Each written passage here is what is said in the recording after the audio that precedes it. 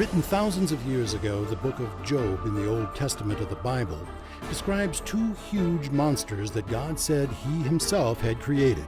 Could these great beasts, the Behemoth and Leviathan, actually have been alive when the book of Job was being written?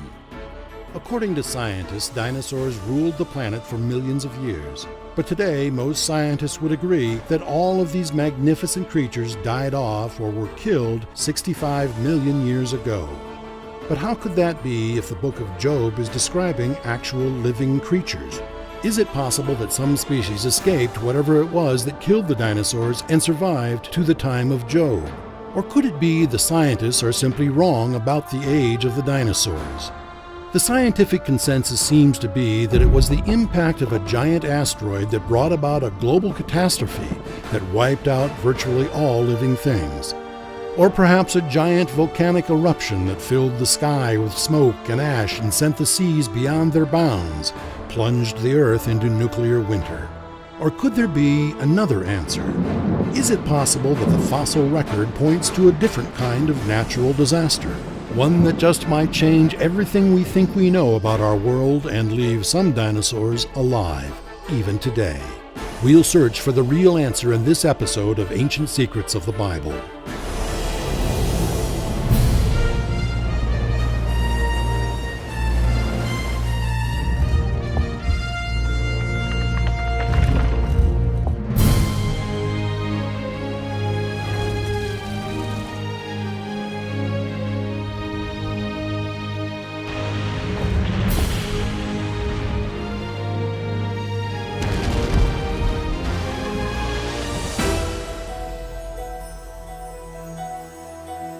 We are about to look through the pages of the first continuous recorded history of mankind in the book we call the Holy Bible, as we continue our investigation into some of its most controversial stories and try to answer some very tough questions.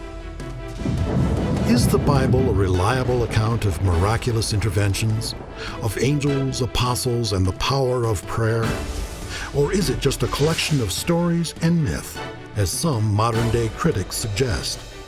Both Bible skeptics and proponents from around the world have contributed to this exciting discussion. Some of these biblical revelations may shock and surprise you.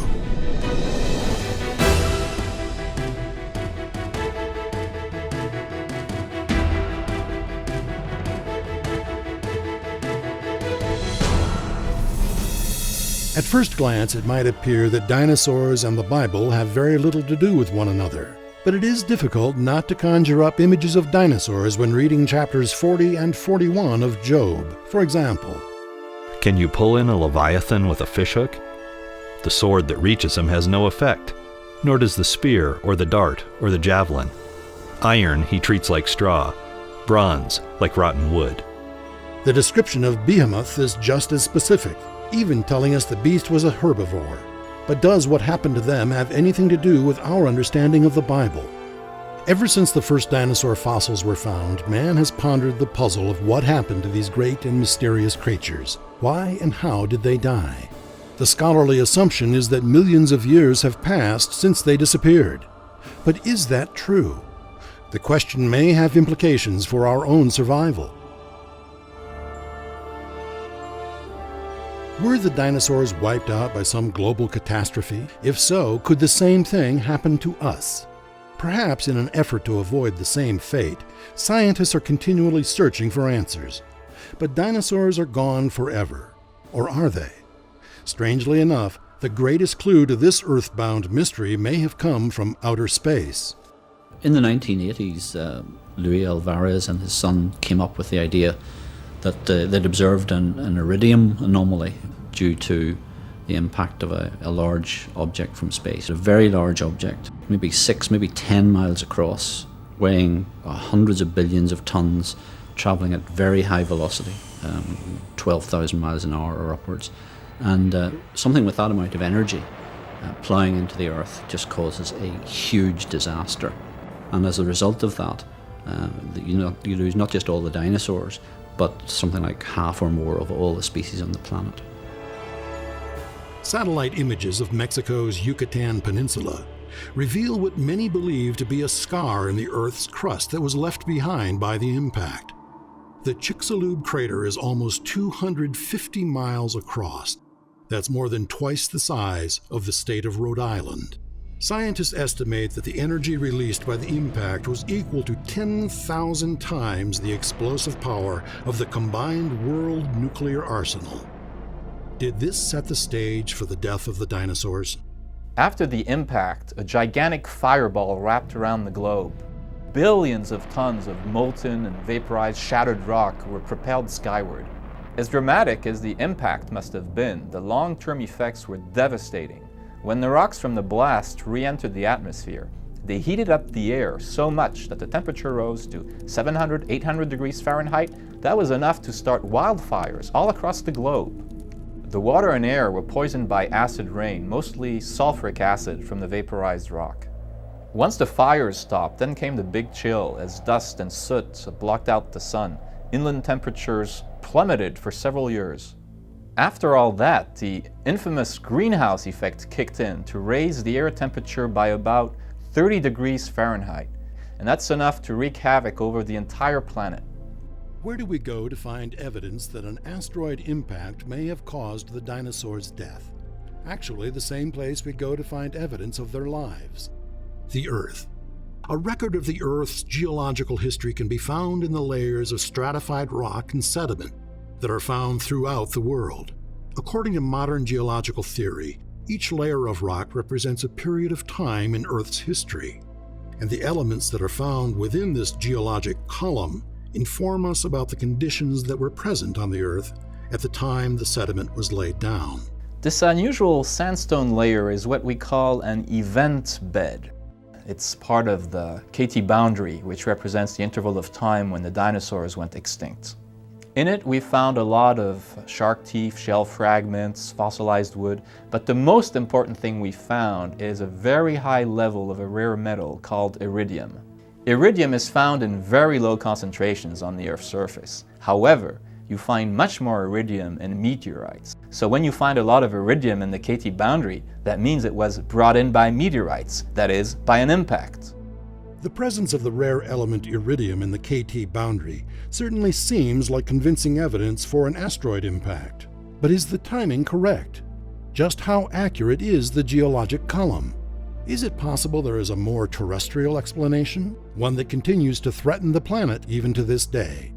The eruption of the Deccan Traps, one of the most violent periods of volcanism in the history of the Earth, happened about the same time as the Chicxulub impact, which most scientists feel caused the extinction of the dinosaurs. The Deccan Trap eruptions were so violent, they defy imagination. These eruptions covered over 1 million square miles of land in what is now Western India. And it was one lava flow upon another, building up into piles that we would not measure in terms of feet or yards, but in terms of miles. As devastating as volcanic activity may have been to the ancient Earth, not all scientists agree that it would have been enough to cause the extinction of the dinosaurs. Could some of these creatures have survived the supposed global changes? If so, there must have been another factor that led to their final undoing, something that struck at the very core of future generations. But what? The impact theory may point us to another possible explanation for the catastrophic eruption of the volcanism theory, that being a non-impact event between our planet Earth and another body in our solar system. Astronomers have long regarded comets as dirty snowballs, collections of ice and stellar debris. That is why they feel that a flyby event of a comet going past the Earth could not trigger a volcanic eruption or an earthquake. Rather, it would take a direct impact. However, in September 2001, our knowledge of comets took a huge leap forward when the Deep Space One probe imaged Comet Borrelli. This comet is over 6 miles in diameter, and what it taught us is that comets are much more dense and much more complex than we had ever thought. If an object the size of Comet Borrelli were to impact the Earth, it would be the end of all life. But if it just simply flew through the atmosphere, the shock wave alone would trigger massive earthquakes and huge volcanic eruptions. It could very well be a repeat of the Deccan traps. Could the devastation brought on by volcanic activity and trapped greenhouse gases have snuffed out the lifeblood of the dinosaur population? The case seems convincing, but so does the evidence for the impact theory. Which one is correct? The fact is that scientists have lined up behind both arguments, but are they overlooking some additional evidence? Could there be another explanation for the demise of the dinosaurs? One that's been overlooked for thousands of years. There are some scientists who believe a worldwide flood may have caused the global changes that resulted in the end of the dinosaurs. Not millions of years ago, but merely thousands of years ago. But what does that do to the theory of the geologic column? Could the scientific timing be that far off? If floodwaters covered the Earth, is it even remotely possible that some dinosaurs survived the catastrophe and are perhaps even around to this day?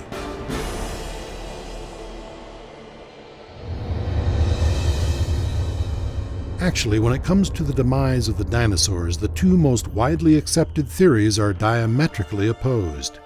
The idea of a catastrophic impact means that the end came quickly, while the global climatic changes brought on by millions of years of volcanic activity implies a more gradual dying out of the species.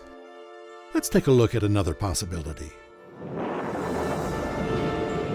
The possibility that a great flood combined with volcanic activity brought about the end of the dinosaurs. There is evidence to suggest that floodwaters played a role in the mass extinction. Could it have been the watery catastrophe spoken of in the book of Genesis? Well, I think the best evidence that the Noah flood story is not literally true is the fact that not all cultures have the flood story, and also geologically we know there was not one single massive worldwide flood. When most people think of the Great Flood, they think of non-stop torrential rain for 40 days and 40 nights. But according to the Bible, there was more to it than that. In Genesis chapter 7, the Bible tells us that on that day all the fountains of the great deep burst forth, and the floodgates of the heavens were opened. Can this ancient description be translated into a scientific explanation? The Noah flood story is a very popular one and an ancient one. It's held by hundreds of cultures around the world, and even many before Noah and when the flood story was written in the Old Testament, there were accounts of floods. And in fact, we've even been able to trace this to cultures that live on bodies of water that flood, have flood stories, and cultures that don't live near bodies of water, or cultures that live in places where there's not flash flooding and so on, they don't have flood stories. So we think there's actually a geographical explanation here, is that floods do happen locally, and those local people tell a story, a myth about the flood, and that's what got written down in the Old Testament. That generally represents the prevailing view of the skeptics, but perhaps there is such evidence. Some scientists believe that about half the water now in the world's oceans was once in interconnected chambers about 10 miles below the Earth's surface.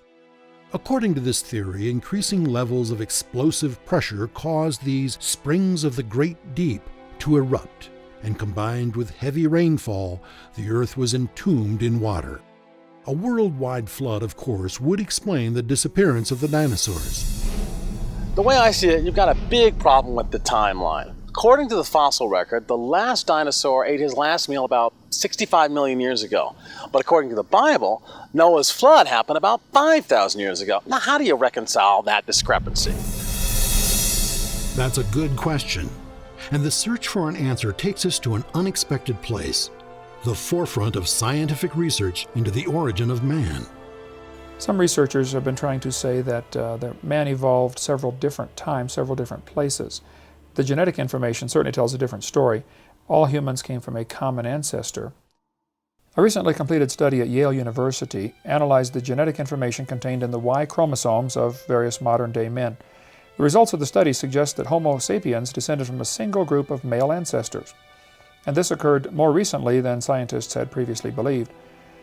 According to the chromosomal study, mankind could not have originated more than 270,000 years ago, and even that date may be far too distant.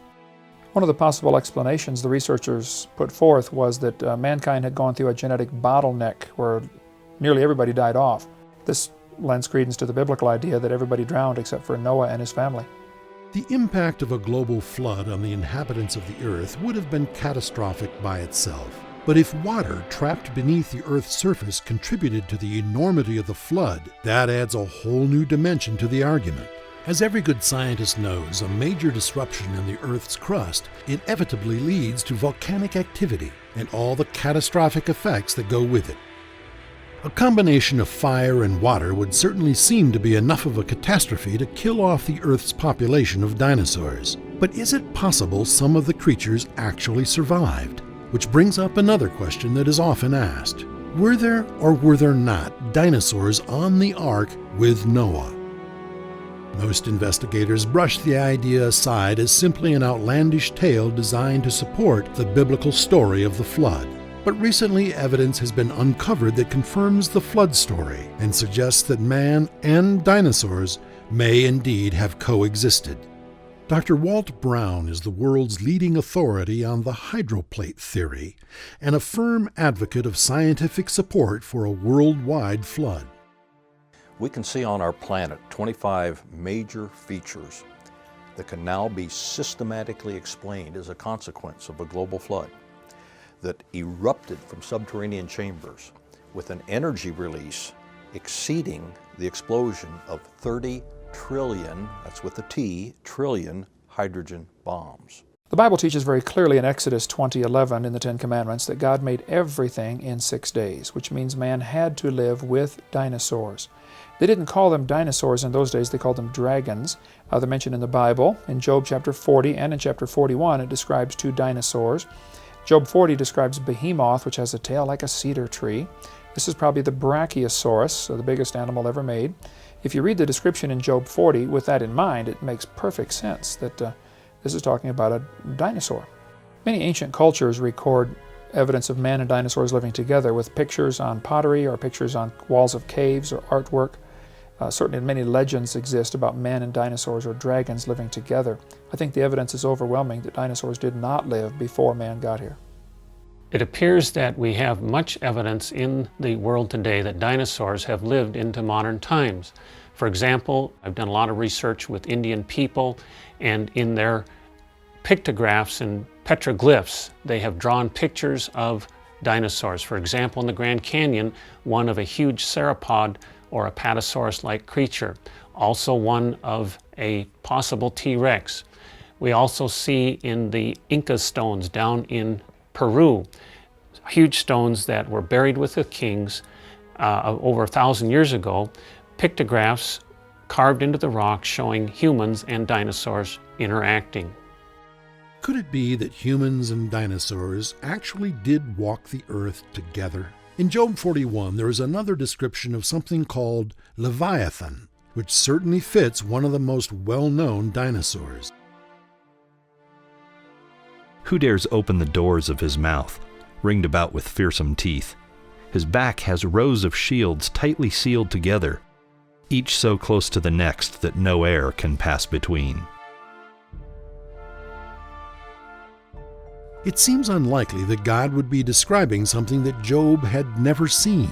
The description of Behemoth in chapter 40 of Job is just as stunning in its detail and provides a clue to the answer of whether or not Job and the monster were contemporaries. Look at Behemoth, which I made along with you, and which feeds on grass like an ox. His tail sways like a cedar. The sinews of his thighs are close knit. His bones are tubes of bronze. His limbs like rods of iron. Then, this little bit of information. He ranks first among the works of God. These verses would seem to leave little doubt that dinosaurs were inhabitants of the earth along with Job. Still, most scientists would laugh at the idea. After all, the geologic column tells us that the age of the dinosaurs ended 65 million years ago. But is it possible that geologic column is wrong? Given the fact that we have almost complete skeletons of dinosaurs that have been tested and dated going back 65 million years, and given the fact that it would be pretty difficult to hide something that big, it seems ludicrous to suggest that dinosaurs were on the scene after humankind came around. The fallacies of the geological column can be seen in what are called polystrate fossils. Animals like whales have been found whose bodies are buried in dozens of layers of the geologic column. Either these animals lived for millions of years, or they were buried rapidly and catastrophically. The prevailing wisdom is that because the sedimentary rock containing fossils is so stratified, each layer must represent eons of time. So, if the fossil of a particular whale species is found in several different strata, then that species must have survived for millions of years. But there is another, and I think better, explanation. The process of liquefaction could easily account for many sedimentary layers being laid down one on top of the other within a short period of time. During the flood, that's exactly what happened. Wave action reduced the ocean floor to a liquid consistency as the waters churned above it. Then, as the waters began to settle, plants and animals were trapped in the sediment. These layers eventually solidified and became the fossil record.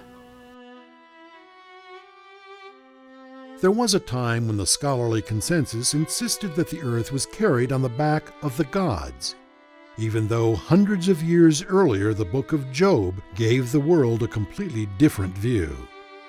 He spreads out the northern sky over empty space. He suspends the earth over nothing. Could it be that Job is once again trying to teach the world a new truth?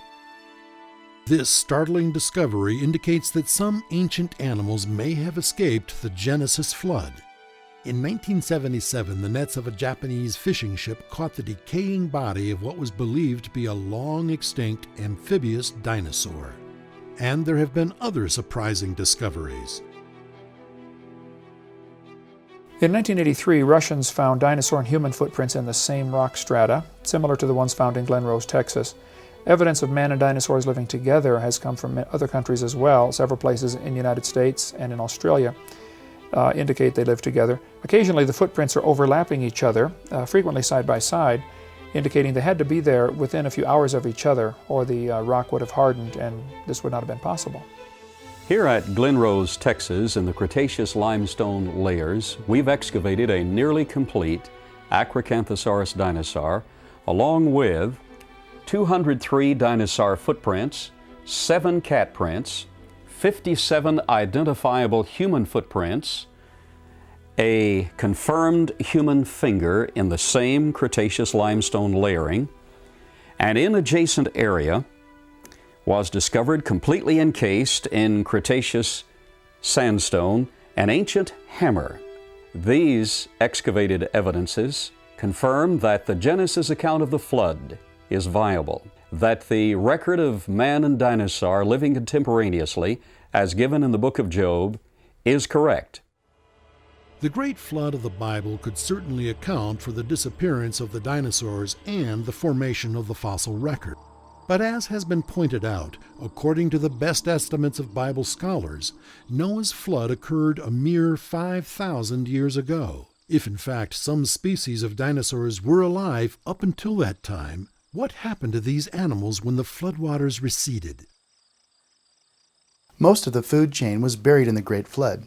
Then, as the floodwaters receded, the planet inevitably underwent some major climatic changes, which negatively affected the food chain. So, if any dinosaurs survived the flood, they probably had difficulty feeding themselves and, as a result, became extinct. Whatever calamity overtook these creatures, most people believe they were wiped out completely thousands, if not millions of years ago. But what if some have survived, even to this day? There's strong evidence that dinosaurs still live in the world today.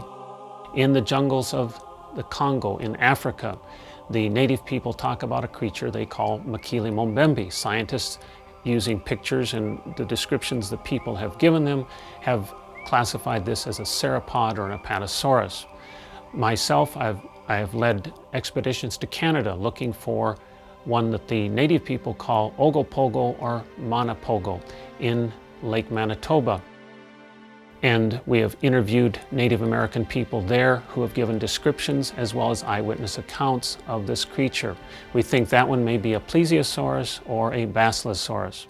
If you're willing to include pterodactyls and plesiosaurs in the dinosaur category, then there are dinosaurs, pterodactyls and plesiosaurs being seen in numerous countries. They've been seen in Kenya, Africa, and Indonesia. Reports of these critters come from many places. I've had many people that I've interviewed that claim they've seen one of these animals. The pterodactyls have about a 4-foot wingspan. The plesiosaurs seem to be 15 or 20 feet long, so not as big as they used to be. But if dinosaurs are alive today, what does that mean in terms of the Bible record? Can we assume the creatures described by Job were real? Does this add to our confidence that the Bible still has much to teach us? If relics from the age of the dinosaurs are being found alive in modern times, does that raise the confidence level even more? A species of prehistoric fish called the coelacanth was thought to have been extinct for millions of years, until a living specimen was caught off the coast of Africa in the early 20th century. Luckily, an observant museum curator was on the docks that day to inspect the fisherman's catch and verify the find. The fisherman told the curator that they'd caught this kind of fish before, but they had no idea it was anything special. Is the case of the coelacanth a rare exception, or are there more living dinosaurs just waiting to be found? The possibilities are mind-boggling. As unbelievable as it may sound, dinosaur bones have recently been found that are not fully fossilized.